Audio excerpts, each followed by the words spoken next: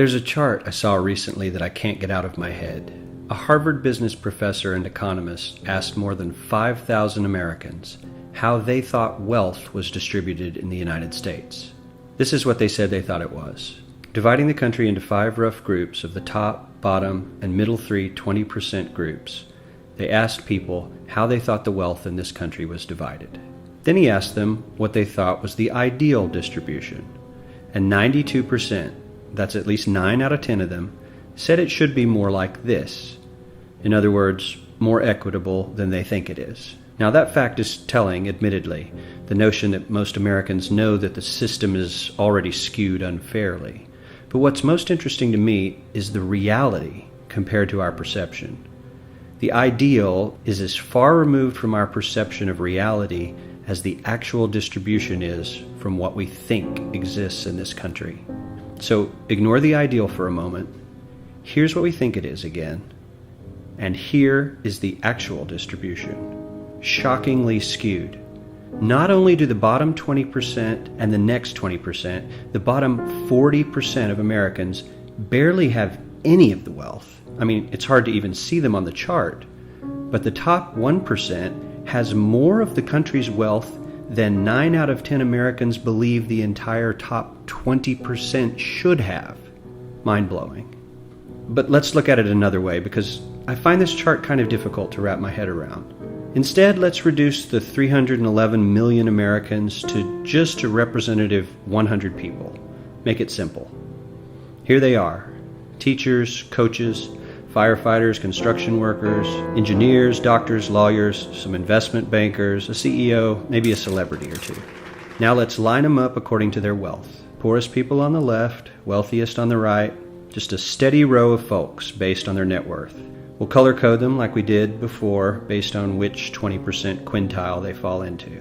Now let's reduce the total wealth of the United States, which was roughly $54 trillion in 2009, to this symbolic pile of cash. And let's distribute it among our 100 Americans. Well, here's socialism, all the wealth of the country distributed equally.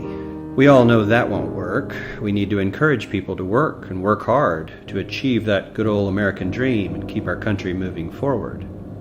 So, here's that ideal we asked everyone about.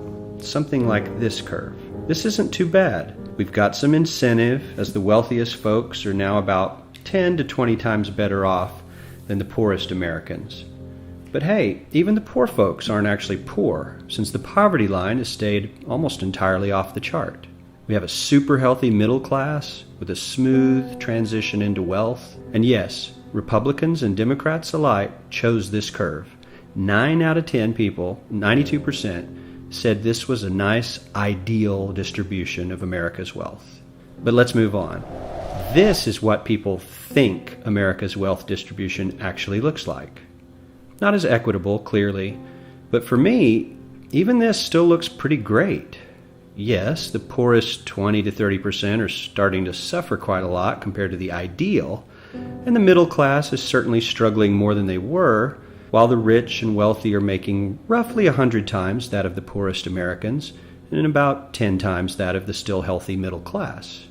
Sadly, this isn't even close to the reality. Here is the actual distribution of wealth in America. The poorest Americans don't even register. They're down to pocket change, and the middle class is barely distinguishable from the poor.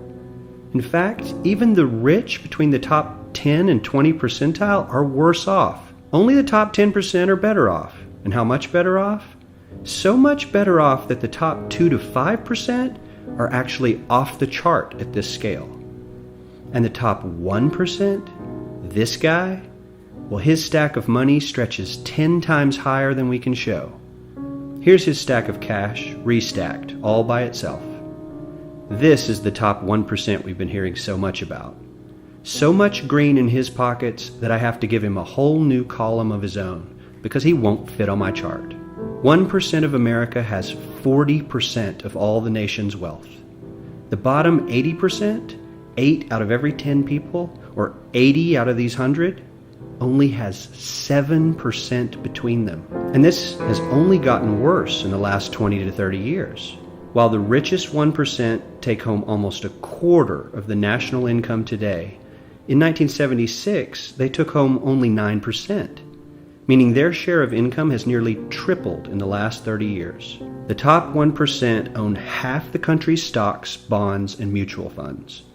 The bottom 50% of Americans own only 0.5% of these investments, which means they aren't investing. They're just scraping by. I'm sure many of these wealthy people have worked very hard for their money, but do you really believe that the CEO is working 380 times harder than his average employee? Not his lowest paid employee, not the janitor, but the average earner in his company. The average worker needs to work more than a month to earn what the CEO makes in 1 hour. We certainly don't have to go all the way to socialism to find something that is fair for hardworking Americans. We don't even have to achieve what most of us consider might be ideal. All we need to do is wake up and realize that the reality in this country is not at all what we think it is.